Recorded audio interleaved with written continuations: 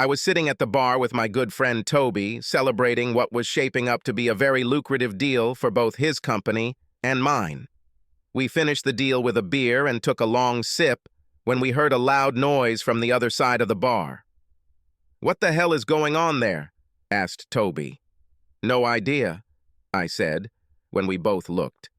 We saw a young blonde woman sitting in a booth surrounded by several rather large men. She was clearly tipsy and was laughing very loudly at something one of the men said. We both noticed her outfit. She was wearing a very short skirt and a loose sleeveless top. If it weren't for the long blonde hair and the rose tattoo on her shoulder, she could have passed for my wife, Donna. But I knew it couldn't be Donna, since she was on one of her twice-monthly business trips. Her trips could last from 3 to 5 days, and I hated it when she left. This time, she stayed in Houston for 4 days, working with the management of the factory there.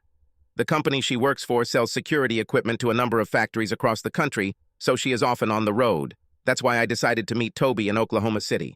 I decided that when she was gone, it would be the best time for us to meet, and it would not interfere with my family life. While we were watching, Blondie stood up and the whole group left the bar. They walked right past us. She was holding hands with men on her sides, one black, the other Hispanic. As she passed by, she looked at me, and I saw her dark blue eyes. They all laughed as they walked past and headed for the door. "Are you okay, Bob?" Toby asked me after they left. "By the way, it's me. Bob Carson is head of product development at Riker Industries in Denver, Colorado. I was tasked with closing a deal with Toby's company to produce a new line of air conditioning controls for a new set of energy-efficient smart homes. Given all the environmental concerns and commitment to sustainability, this would benefit both our companies. Today's celebration is the culmination of these efforts." "Yes," I said. "It's just, this woman reminds me a lot of my wife, Donna." "Isn't she in Houston?" asked Toby. "Yes," I said, "but something about this blonde bothered me." "Don't ask me to explain this." Just then, the waitress came to our table. We ordered 2 more beers, but I stopped her before she left. "What can you tell me about this blonde?" I asked. "Oh, she?" she asked in response. "I've seen her here several times. There is always a flock of men trailing behind her. You don't want to meet her, do you?" "No, I was just curious," I said. We finished our beer and headed out for the night. I promised to keep in touch with Toby and headed to my room for the night. Once there, I tried to call Donna, but the call went straight to voicemail. I found this quite strange since she always kept her phone nearby. I tried to call her at the hotel where she was staying in Houston, but was told that she had checked out early in the morning. It was not unusual for Donna to juggle 2 clients on one visit, but she always made sure to let me know if her travel plans changed. I sent a message. "How are you doing? Everything is fine?" I received an answer quite quickly. "I'm tired," she wrote. "Long day, getting ready for bed." "Where are you?" I wrote in response. "At the hotel," she answered. "Where else?" "Really, where else?" I thought to myself. What the hell is going on here? It wasn't like Donna to lie to me, or was it so? "I'll be home on Friday evening as planned. See you then." "Love you," she wrote in a follow-up message. Reading between the lines, I realized that this was her code for "don't pester me." "I love you even more," I wrote in response. The next day I returned home confused. If Donna wasn't at her hotel, then where was she? Was she even in Houston, or did she go somewhere else? I decided to talk to her about it when I saw her. Friday arrived soon enough, and Donna made it home just as she said she would. In fact, she got home before me and her car was already in the garage. As I walked up the stairs, I heard the water running in the shower. I undressed and decided to join her. "Ah!" she screamed when I opened the shower door. I went over and tried to hug her, but she wouldn't let me. "What's the matter?" I asked. "I haven't seen you in days, and you're acting like I'm some kind of rapist or something." "You scared me to death," she said. "Please, just let me take a shower and I'll be out in a few minutes, okay?" I could understand when they didn't want to see me, so I shrugged and left. "It doesn't matter," I said. "I missed you, and I just wanted to show you some affection, that's all." I ran out of the bathroom, got dressed, and headed downstairs, where I grabbed a beer and sat down to watch the news. She came down about half an hour later, wearing shorts and a t-shirt. "I'm sorry I yelled at you," she said. "I missed you too. It was a terrible trip. I tried to call you on Wednesday," I said. "Where have you been?" "I was in my hotel room," she said. "Really? Then why did they tell me that you checked out early that morning?" "Sorry, I forgot to tell you," she said. "There was a leak in the bathroom, and the floor was wet. They didn't have another room for me, so I went to another hotel. I should have told you. I was worried about you, and I had good news for you," I told her. "Oh, what is this? You know that company in Oklahoma City that we were trying to work with?" I asked. "I visited there while you were in Houston and met with the financial director. We managed to close the deal, and now we can make a lot of money from it. If all goes well, I'll get a handsome commission and we can start thinking about kids." "Were you in Oklahoma City 2 days ago?" she asked. I sensed some apprehension in her voice. "Yes, I was. Why did you ask?" "You didn't tell me you were going there," she said. It was spontaneous. "Toby said he was free, so I flew there and met him, stayed the night, and then came home," I said. "I thought you were in Houston and wouldn't miss me. I tried to call you to let you know, but I couldn't reach you. Then I called the hotel, and they told me that you checked out early in the morning." "I'm sorry," she said. "I should have told you, but I didn't want to bother you." "It wouldn't be difficult," I said. "Anyway, I have some news for you too," she said. "About?"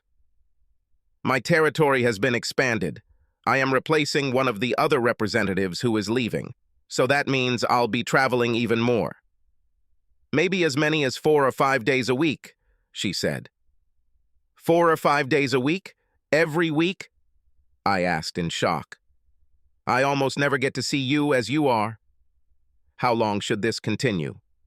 "I don't know. Until they bring someone to take his place. Maybe within the next 3 months." "Shit," I said. "When will this start?" "On Monday. I'm flying to Miami on Monday morning." "When did you find out about this?" I asked her.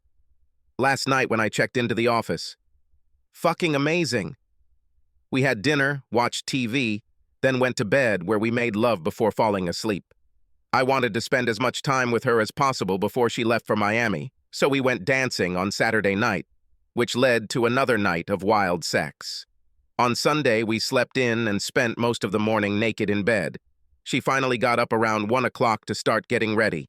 I got up with her and did my usual weekend yard work. That evening, we ordered pizza and ended the day by making love again. She kissed me as she left for the airport on Monday morning. "Keep this nice and warm for me," she said, running her hands down the front of my pants. "Count on it," I said, kissing her casually. I looked at her and then got to work. She called me every evening to let me know she was okay. When she returned, we spent the weekend making mad, passionate love. This went on for about 4 weeks. And then it happened. It was Monday morning, and I had just had my first cup of coffee since arriving at the office. Donna left for New York on Sunday, telling me she should be there early Monday morning. She also said that this trip was supposed to last at least 5 days, and possibly more.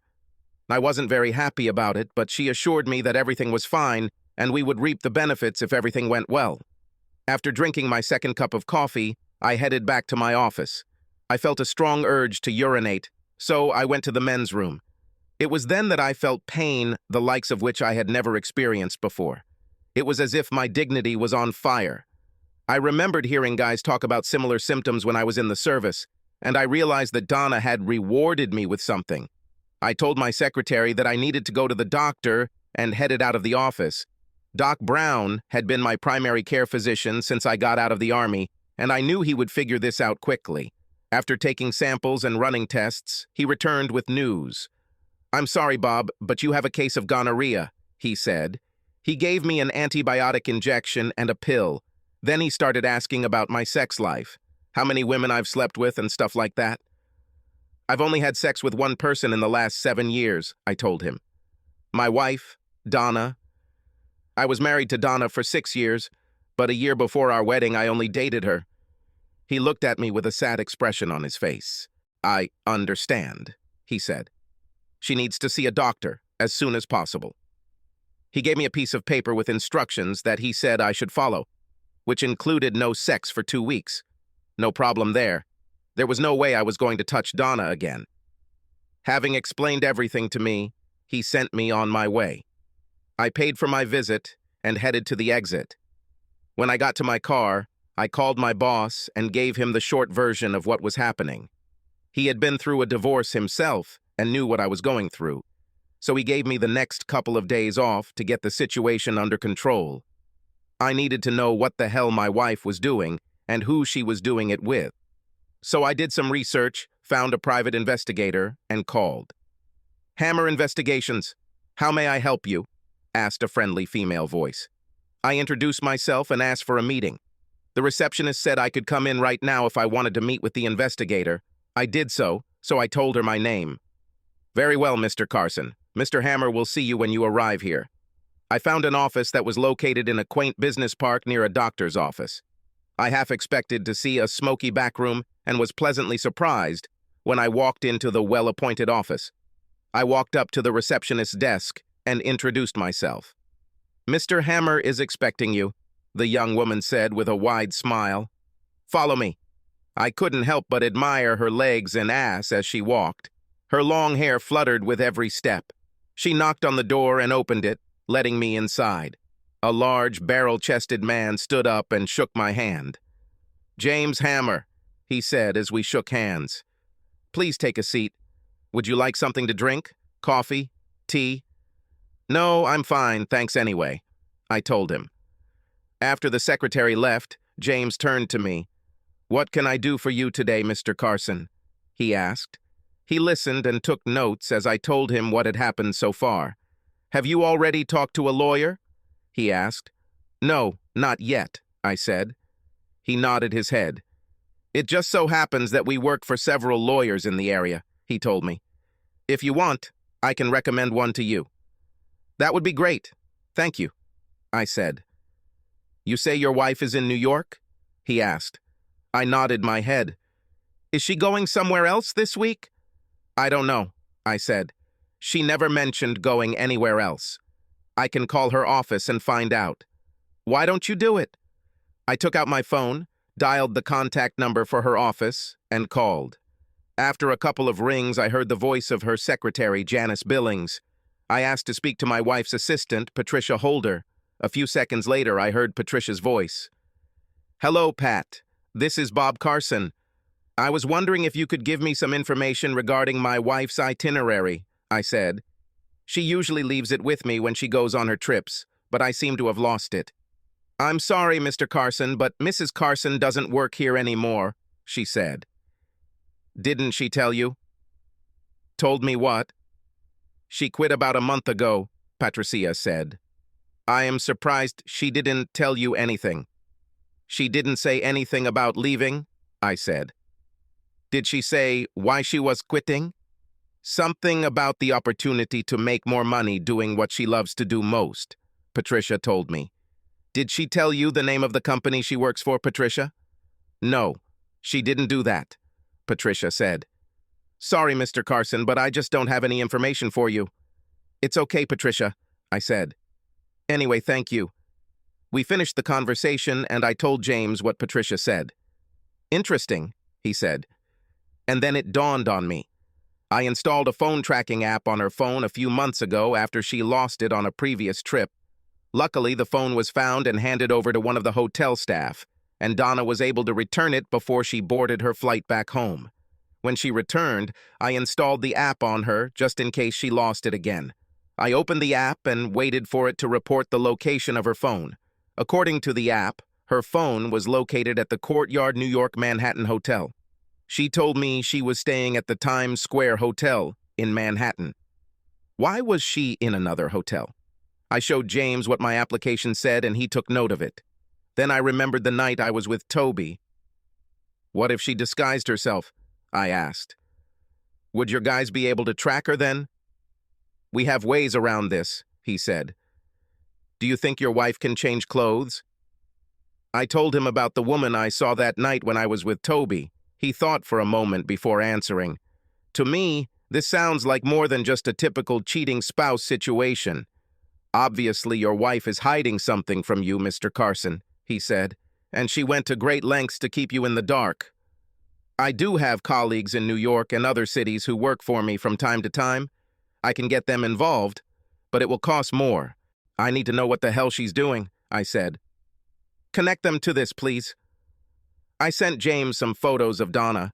He acknowledged receipt of my photos, then handed me some paperwork to fill out. I'll get to it right now, he said, and I'll look after her in New York. It'll probably take a few days, but we'll get to the bottom of it. I'll call you when I have a report ready for you. He handed me a card with the inscription, Robin Hawkins Lawyer. I looked at the card and put it in my pocket. She's the smartest lawyer in the world, said James. Sharks cross the road when they see it coming, if you know what I'm getting at. I recommend that you call her right now. Tell her you talked to me. If you'd like, I'll make sure she gets a full copy of my report. Thank you. I appreciate it, I said. At this point, we ended our meeting, stood up and shook hands. I took the documents to the secretary and left them with a substantial deposit. When I left the office, I took out the business card James had given me and called. Robin was unavailable, but I was able to get an appointment for 8 a.m. on Wednesday. Perfect. From there, I headed home. I thought about calling or texting Donna, but decided not to. In the past, she always called me when she finished her daily work, so I decided to play along and let her think that I didn't know anything. However, I decided to look through her documents, which she kept locked in her desk drawer. The lock on her desk came with 2 keys, the same as mine. She had the key, and so did I, just as she had the key to my desk. Once upon a time, it would never have occurred to me to intrude on her privacy. But that was before she lied and betrayed my trust. I opened the drawer and looked at the folders neatly arranged inside. Donna was very good at organization and liked to keep everything together. That was the only time I was glad she did it. I started searching and found a thick folder filled with bank statements. They were all from a bank we didn't use. Then I remembered that she had a separate account when we got married. I thought she closed her old account when we opened a joint account shortly after we got married, but apparently she didn't. There were statements made at least a year before we got married. The most recent one, dated just over 3 weeks ago, showed a balance of more than $500,000. What the hell is this? I asked myself. I looked at the statements and saw some fairly large deposits from a company called Stanton Enterprises. I had never heard of this company before and made a note to check it out. I've also seen withdrawals for things like expensive clothing, jewelry, wigs, hotel rooms, and plane tickets. One of the tickets was for a round-trip flight from Houston to Oklahoma City. Looking at the date, I saw that the ticket had been purchased a couple of days before my meeting with Toby. Could this be? Was the woman I saw in that bar really dressed up as Donna? Looking deeper, I discovered 3 payments to Planned Parenthood clinics. The first was dated about a year after we got married. The second happened a year and a half later, and the third a couple of years after that. I needed to know more, so I looked further. I found a folder that contained several receipts and statements from various doctors and clinics. The first in the pile was from the doctor she had seen just before leaving for her current trip. Accordingly, she was examined and treated for gonorrhea. On top of that, I found 3 receipts from different clinics for D&C. I didn't need to look for them. I already knew what they were for. Since we got married, she has had at least 3 abortions and never told me about it. She didn't even tell me she was pregnant.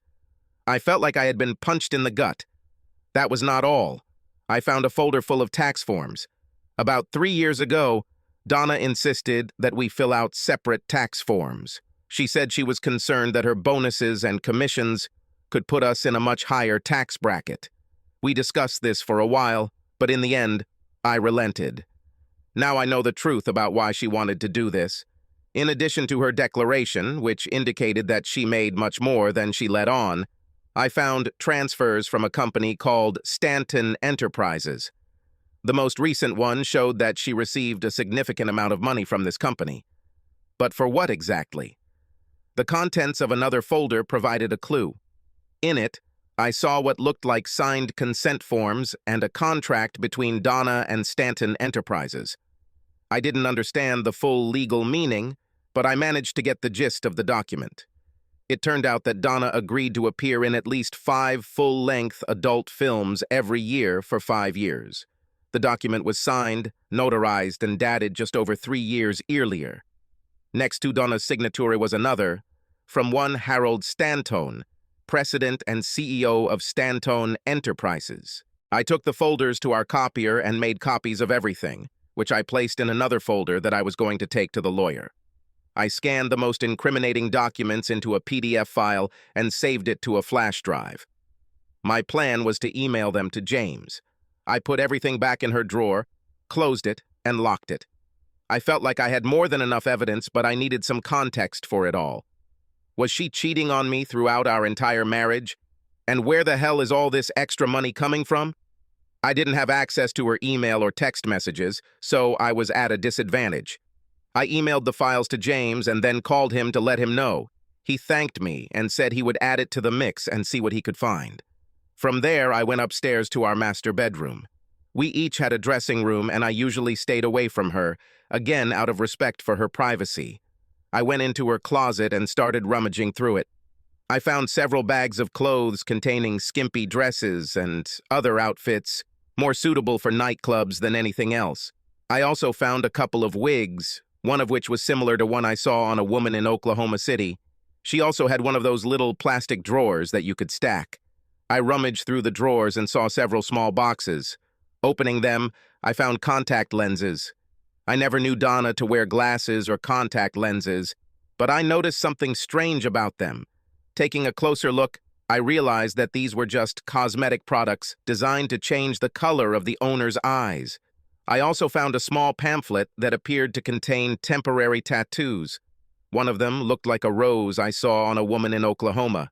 Damn, I thought. How far would Donna go to pull the wool over my eyes? Who is this woman I'm married to? Digging further, I found a box in one corner containing a variety of sex toys. I once told her that I would like to see how she plays with herself using toys like this, but she rebuffed me, calling it perverted. At the bottom of the box, I found a DVD in a plastic case. I pulled it out and saw that it had DD and the Boys Volume 1 raw footage written on it in black marker. What the fuck? I went downstairs, put the DVD in the player, and turned on the TV. I turned on the record player and noticed what looked like a narrow, upholstered bench in a dark room.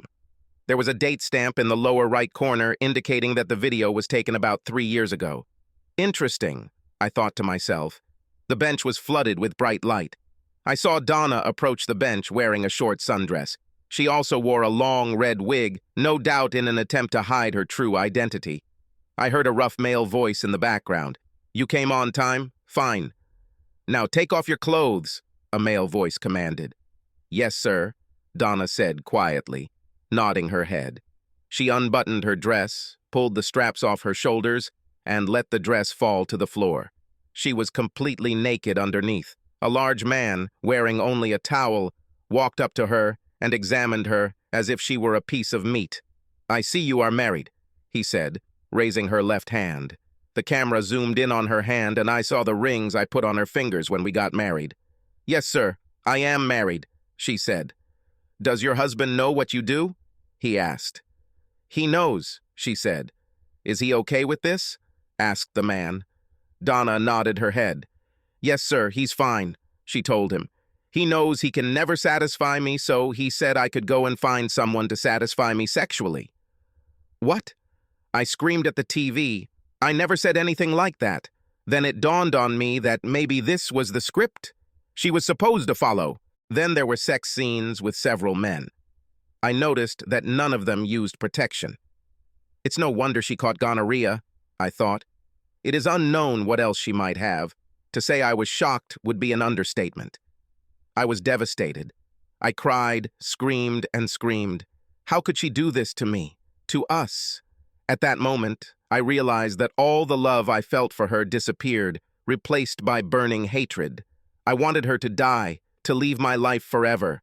I needed to get out of there, so I cleaned up and went to Hitchhikers, a bar and grill that I like to visit sometimes. I ordered a beer and a burger and sat down to think about what had gone wrong in my marriage.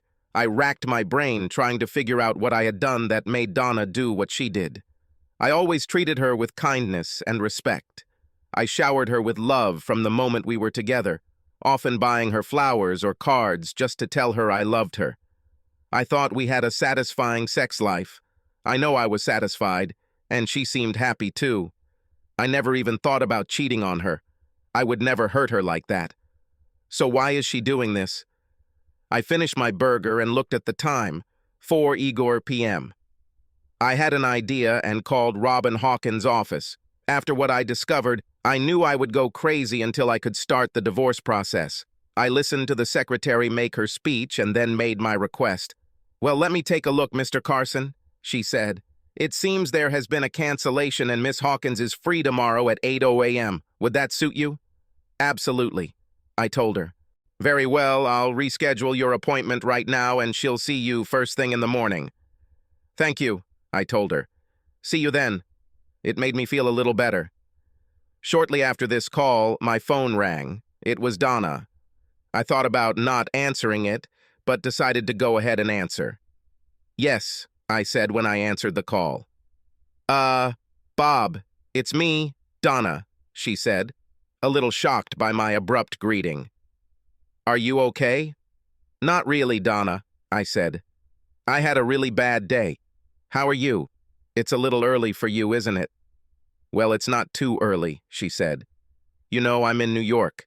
I just wanted to broach the subject and let you know that I'm going out to dinner and then be busy with clients in the evening." "Thanks for letting me know," I said. "How is everything going for you?" "Pretty good, actually," she said. "The deal we're doing looks like it's going to really benefit our bottom line." "That's good," I told her. "Bob, are you sure you're okay?" she asked in a concerned tone. "I'm a little worried. You don't look like yourself." "I just don't feel very good right now," I said. It wasn't really a lie. Just thinking about her right now makes my stomach churn. "Sorry, is there anything I can do?" she asked. "No, you can't do anything," I said. "I'll go to bed a little early. Maybe if I still feel bad tomorrow, I'll go see someone." "Well, go and take care of yourself," she said. "I want you to be in perfect health when I return. You know, I miss you." "Yes," I said. "I love you," she said, signaling the end of the conversation. "Me too," I told her, before ending the conversation. I wondered if she noticed that I didn't tell her I loved her either, but I didn't really care if she loved me or not. I finished my burger and headed home, where I lay on the couch and watched TV until I fell asleep. The next morning, I woke up early, made coffee, showered, got dressed, and grabbed everything I needed to meet Robin. I got there a few minutes before 8 hours and was immediately ushered inside.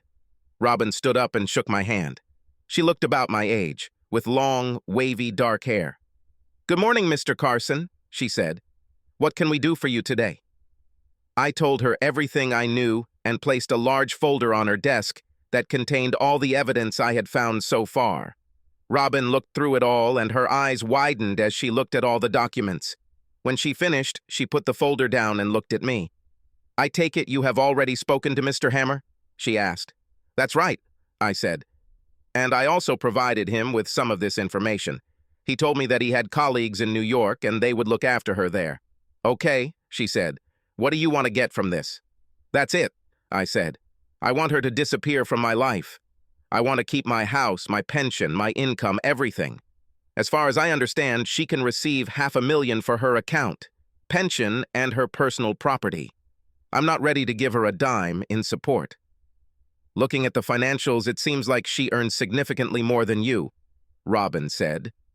"I don't think there will be any problems with support. The court may force you to sell the house and give her half the proceeds and part of your joint assets, but I will do my best to keep this to a minimum.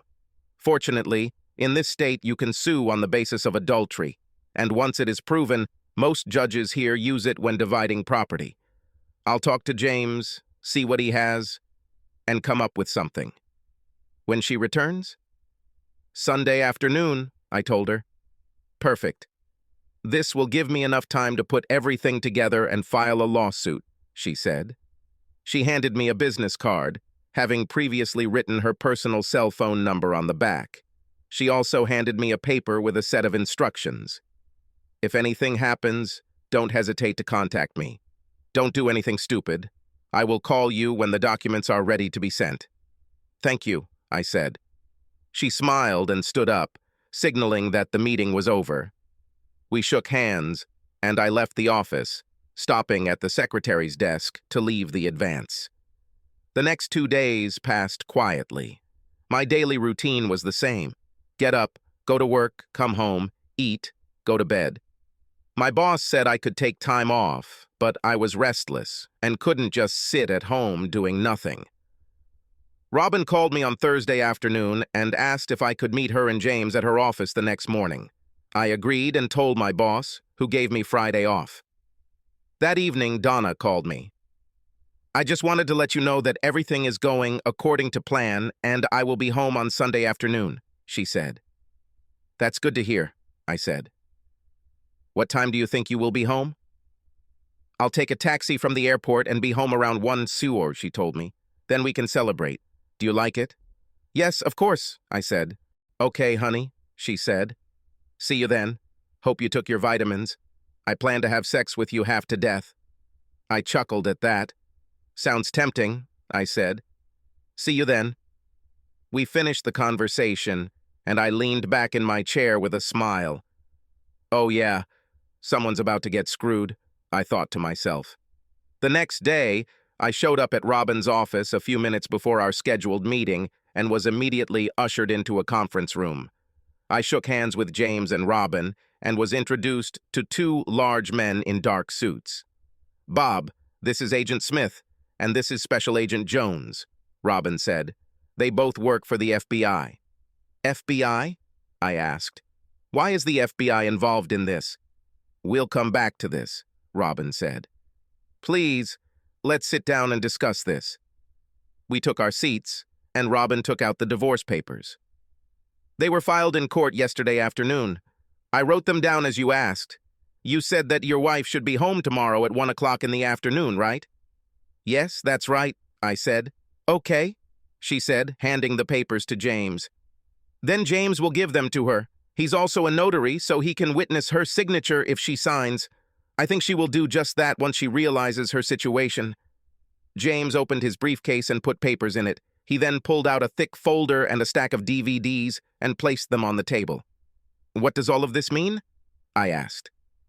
This is my final report, James said. He handed me a photograph of a rather scruffy-looking man with slicked-back hair. Who is this? I asked. He looks like a real creep. James chuckled. His name is Harold Stanton, James said. And you're right about that. He actually makes the creeps look like Boy Scouts. He runs a national chain of strip clubs from his headquarters in Richmond, Virginia. He is also actively involved in the adult film industry. He's quite a colorful character. A few years ago, he ran for Congress and was soundly defeated. He has caused quite a stir on social media with some of his crazy tirades. About 5 years ago, he founded an exclusive men's organization. The entry requirements were quite simple. All a man had to do was pay a $5,000 membership fee and have the required physical attributes, James said. What do you mean by correct physical characteristics? I asked. They must be very well provided for, said James. At least 9 inches. You mean, yes, they are all required to have great virtues, said James, answering my question before I could ask it. This organization has branches in a number of cities throughout the country. They get together once or twice a month for group sex. Sometimes they recruit local girls. Other times, Stanton arranges for someone to take part. Your wife was one of the first women he recruited. But that would mean... Yes, your wife has been doing this for at least the last 5 years, James said. Damn, I said. And yet, how did she manage to do this during her work trips? From what we were able to glean from her conversations, she was cutting her trips short by 1 or 2 days, James explained. She participated in the event, then she needed a day or two to, clean herself up and come to her senses. She believed that in a couple of days she would be so well that you would not notice any changes in her. This lying bitch, I thought to myself. All this time I never once understood what was going on. She took great pains to keep you from finding out about her other life, James said. She often disguised herself using wigs, temporary tattoos, and contact lenses designed to change the color of her eyes. She knew you respected her privacy enough not to rummage through her closet, so she was able to hide the tools of her trade, so to speak. In many ways, this was true, I thought, remembering all the things I found in her closet and desk drawer. But James wasn't done yet. About 3 years ago, Stanton decided to make a little extra money from monthly group entertainment and began filming them for sale. Everyone who agreed to take part received a small share of the fee, he said. Your wife agreed to participate and signed an open-ended contract, according to which she agreed to shoot 5 videos a year. She's directed 15 feature films for Stanton so far, he added, pointing to a stack of DVDs. Stanton posted 5 to 10-minute snippets of these videos as advertisements on a number of adult websites, James said. At the moment, these clips have been viewed and downloaded hundreds of thousands of times. Your wife's qualities are pretty well known by now, but that is not all. A month or so ago, Stanton hired your wife full-time. In addition to her role as a performer, she was tasked with recruiting and training girls to do what she does, James said. I sat there in shock, digesting what James was telling me. So, what does the FBI have to do with all this? I asked. Special Agent Jones spoke up. Do you remember that sex cult case that the local actress was involved in a few years ago? Jones asked. Yes, I remember something about that, I said. As far as I remember, the leader received a huge prison sentence for this. Yes, he was sentenced to 120 years, Jones said. We believe something similar is happening with your wife and Stanton. We can't go into details right now, but we will need to take your wife into custody. We would greatly appreciate your cooperation in this matter. Of course, I will do everything in my power to help, I said. If Donna was involved in something like this, there's no way I would just sit around and do nothing. What do you suggest I do? We discussed strategy for about an hour. I listened as Smith and Jones outlined what they wanted to do, and the rest of us contributed. Finally, we agreed on a plan of action. Okay, Mr. Carson, Jones said, standing up. See you on Sunday. Sounds interesting, Agent Jones, I said, shaking his hand. We said goodbye, and I watched them leave. I'm so sorry about all this, Bob, Robin said. I must admit that this matter is worth the candle. I've never seen anything like it. I can hardly believe that she deceived me for so long, I said. I feel like a Kentucky Fried idiot. Robin took a business card from her briefcase and handed it to me. Bob, I think that when this is all over, you really should talk to someone, she said. This consultant, in my opinion, is the best in his business. I really think you should call her. I looked at the card and noticed the name, Dr. Jamie Bronson. I'll call her as soon as I get home, I said. Good idea, she said. I shook her hands and collected what James had given me, then headed home. Once I got there, I called Dr. Bronson and made an appointment to see her the following Wednesday. I then moved on to the tasks we discussed in Robin's office. Sunday, 2:05 p.m., Bob and Donna Carson house. It was just after 1:00 when the door opened and Donna walked in, carrying a suitcase, her briefcase, and a rolling duffel bag, as well as a large clothes bag. She laid everything out on the sofa and looked at me with a smile on her face. Her smile slowly faded when she saw everything laid out on the kitchen table in front of me. Sit down, Donna, I said calmly. We need to talk. I really need to go take a shower and clean everything up first, she said. It can wait? No, Donna, I said firmly. We need to talk now. But... I said sit down, woman! I roared. She recoiled from my verbal attack. I've never raised my voice to her like that in all the years we've been together. She slowly walked over to the kitchen table, looking at everything I had laid out. She pulled out a chair and sat down. "What does all of this mean?" she asked. I ignored her question. "Tell me something, Donna," I said. "It was you I saw in Oklahoma City the week you claimed to be in Houston, wasn't it?" The shocked expression on her face changed, and Donna, who was sitting in front of me, turned into something I didn't recognize. "Yes, it was me," she said calmly. "I was surprised to see you there and half expected you to do something. It's good that you didn't do this. These guys would stomp you into the ground. By the way, how did you recognize me?" "You can dress up any way you want, Donna. Or is it D? But no matter what you do, it won't change your face. I would recognize you anywhere," I told her. "So, were you ever going to tell me about the 3 abortions you had?" "Actually, there were 4 abortions," she said. "The first one was a couple of months before we got married." "Were any of these children mine?" I asked. "Maybe," she said. "Maybe, I don't know. I've had sex with a lot of guys, including Black or Latino guys. I didn't want to risk giving you a child who was clearly biracial. Besides, I really didn't want to be burdened with a child. In the end, it's my choice." I nodded my head. "Yes, I agree that it's your choice," I said. "But it's also my choice to never want to touch you again." "How long has this shit been going on?" "I know it's been at least 5 years. This went on even before we got engaged," she said. "At first it was maybe once every 2 months or so. Then it became a monthly event. Eventually, I would do this every time I was out of town. At first, I arranged all this myself. Then I met Harry Stanton, and everything changed." "Why?" I asked, shaking my head. "It's simple," she said. "I like sex. A lot of. I like it when several men have me at once. Do not get me wrong. You are a great husband and a wonderful lover. You always drove me crazy. But there was also a difference. You made love to me. They just fucked me. Again and again and again.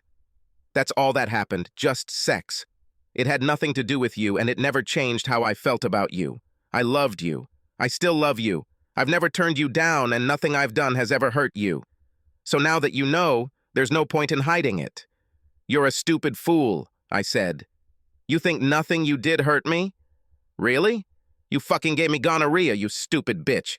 Did you tell them you had sex with me, or did you lie about that too?" "I really regret it," she said. "I thought that as soon as I got my chance, everything would be fine. And no, I did not include you in my list of sexual partners." "Fucking amazing. No wonder I didn't get any warning." "Well, obviously you weren't all right," I said. "How long did you plan to continue doing this crap?" "I don't know," she said. "Maybe several years. I decided that once I saved up a few million, I could retire, and then we could go on a cruise and reconnect. I take it this isn't going to happen now, is it?" "No," I told her. "I have already completed the divorce papers." "You won't do that," she said with a grin. "First of all, you don't have the courage to divorce me. Secondly, I will bury you in divorce. I'll take everything you have, and who knows what Harry and his boys will do to you." "Is this what you think?" I asked. "We'll see." I looked towards the front of the house and shouted, "Okay, now you can go out." At that same moment, the door to my home office opened and 5 people came out. Donna looked up in surprise. James walked up to Donna and looked down at her. "Donna Carson," he said, handing her a manila envelope.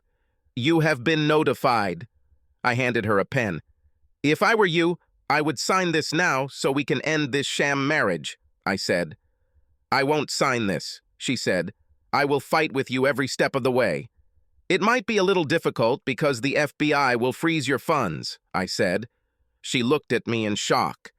"FBI?" she asked. I nodded my head. "Yes," I told her. "Meet Special Agent Jones and Agent Smith. They will take you into custody. I understand they have a warrant for your arrest. So sign the papers now. In 60 days it will all be over and you can focus on your defense." I saw her deflate while I was talking. Trembling, she took the pen and signed the papers. James witnessed her signature and affixed his notary seal, then took them back. "I'll take this to Miss Hawkins," he said. 2 other people, Donna's parents, walked around to look at Donna.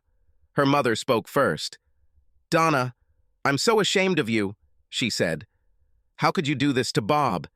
I'm just following in your footsteps, Mom. Donna spat. Her father and I looked at Donna's mother in shock. You're the one who told me that I should grab everything I can get. Is this true, Denise? Asked her father, Ralph. Denise muttered something for several seconds, but did not say anything intelligible. We'll talk about this when we get home, Denise, he told her. He looked at me before speaking again. I'm sorry about all this, Bob, he said. I had no idea. We have all of Donna's things, and she can come to our house for them whenever she can. Do us a favor and stay in touch, okay? Of course, Ralph, I said, shaking his hand. Thank you. I watched them leave. After the door closed behind them, Agent Jones spoke. Donna Carson, you are under arrest on charges of conspiracy, racketeering, and sex trafficking. Please stand up, turn around, and put your hands behind your back, he said. Donna followed his instructions and glared at me as Jones read her rights. Once she was handcuffed, they dragged her outside. James looked at me after they left. Everything went well, he said with a wry smile. Are you okay? Yes, James, I'll be fine, I said. He nodded his head, then extended his hand. Take care of yourself, Bob, he said as we shook hands. 6 months later, the divorce went off without a hitch, thanks in large part to Robin's work and the criminal charges against Donna. Federal authorities arrested several people involved in Stanton's operation, including Stanton himself. After a couple of months of investigations, trials began. Donna was considered a flight risk and was denied bail. The court provided her with enough funds to pay for her defense. By the time the trial ended, she had spent more than 3/4 of her savings paying for her defense team. I spoke to her once after she was arrested. When the final divorce papers arrived, I visited her in the county jail where she was being held. They brought her out in shackles and tied her to the table opposite me. She looked like she had lost a little weight and had dark bags under her eyes.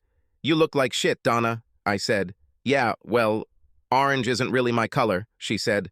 What do you want? She's still the same impudent bitch, as far as I'm concerned, I said. I was just curious to know if you've received the final divorce papers yet. I received them today, she said. You know, I had the opportunity to watch some of your videos, I told her. Did you like them? She asked with a grin. No, actually. I find them quite disgusting, I said. It doesn't matter, she said, shrugging. However, I was curious about something, I told her. I noticed that they all start the same way. A small, homely guy is beaten, stripped, and tied to a chair with a cock cage on it. Was this your idea? Actually, that's how it was, she said smugly. Was it supposed to represent me or something? I asked. Is this what you really wanted to do to me? Yes, it was my idea, she said. I've thought about doing this to you several times. This was a long-time fantasy of mine, and I really enjoyed it. You really are a sick bitch, you know that? She shrugged.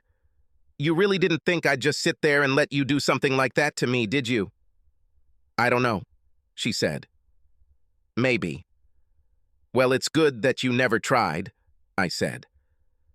I've never hit a woman in my life, but I think that if you tried to do something like that, I would be very tempted to kill you. She looked at me in shock. I didn't wait for an answer.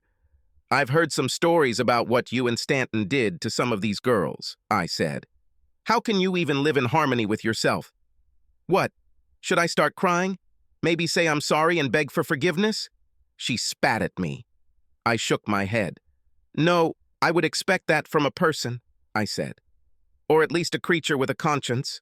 But we both know that neither of those terms describe you, right? You know, on reflection, I think it's good that you never had children. You were a lousy wife, and you would be a lousy mother. I thought I saw a little sadness in her eyes, but in fact I didn't care, and I continued to insist. Why don't you do humanity a favor and just kill yourself? I asked. Her eyes widened. There are enough problems in the world as it is, and we certainly don't need you wasting precious air. I got up and got ready to leave. Oh my God, I turned you into a monster, didn't I? She asked. You really hate me, don't you? Have you figured out all this crap yourself? I asked. Yes, in fact, I really hate you with every fiber of my being. Thanks to you, I don't think I'll ever love or trust another woman again. I hope it was all worth it for you. Enjoy the rest of your pathetic life, bitch. Goodbye. I turned and walked away. I thought I heard her sob, but I didn't really care. I wanted to hurt her with my words, and I hoped that what I said got through to her. Shortly after that final meeting, Donna testified to the state, telling federal authorities everything they wanted to know. As part of her agreement, she pleaded guilty to some lesser charges and was sentenced to 5 years in prison. James told me she would likely spend most of this time isolated in an unknown location. Thanks to her testimony, Stanton was sentenced to 105 years in prison. Knowing that he would be Bubba's bitch for the better part of the next century brought a smile to my face. The rest of his team also received harsh sentences. Ralph and Denise separated for a couple of months after an argument at my house. She claimed that she never cheated on him, but he found it very difficult to believe her. They almost got divorced, but she convinced him to attend marriage counseling with her. They are still together, but things are a little strained between them. I moved forward and did everything I could to get Donna out of my life. I sold my house and bought an apartment near my work. I started going to the gym a few days a week to get back in shape. I dated a few and even had sex with a few women, but never felt a connection with any of them. I started consulting with Dr. Branson, and she has helped me with many of my problems, but I know I have a long way to go. Unless you've been there and walked a few miles in my shoes, you have no idea what it's like to find out that the person you've given your love and trust to for years has betrayed you the same way Donna betrayed me. But things are going a little better. I have my job, my new apartment, my freedom, and I noticed that some women at work began to pay attention to the new me. Yes, I still have some problems that I'm working on, but who knows? After all, tomorrow is another day. Subscribe to our channel so that your second chaff doesn't cheat on you, and go ahead and listen to the next story, because this story is nothing compared to the next one. If you're under 18, don't even think about listening to the next one.